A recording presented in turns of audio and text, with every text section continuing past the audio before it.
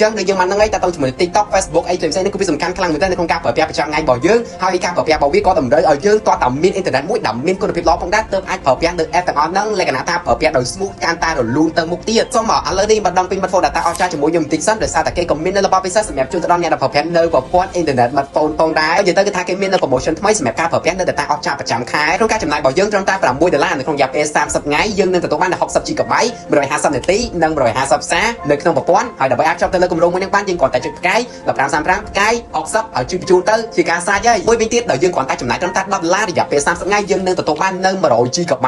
200នាទីនិង200សារនៅក្នុងប្រព័ន្ធបន្ថែមទៅលើនៅបន្តិចទៀតគឺថាយើងក៏នឹងទទួលបាន5នាទីសម្រាប់ការ call ឬក៏ទេខាងក្រៅប្រព័ន្ធផងដែរអញ្ចឹងដើម្បីអាចចប់គម្រោងមួយនេះបានយើងគ្រាន់តែចុចផ្កាយ1535ផ្កាយ10ត្រង់ជុកឲ្យចុចបញ្ជូនទៅគឺហើយតែតែប៉ុណ្្នឹងទេតោះនេះដល់យើងក៏អាចមានឱកាសឈ្នះទៅលើទូរស័ព្ទ iPhone 15 Pro Max ចំនួន1គ្រឿងថ្មីស្រឡាងផងដែរដែលយើងគ្រាន់តែភ្ជាប់ទៅលើគម្រោង smartphone data អស្ចារ្យ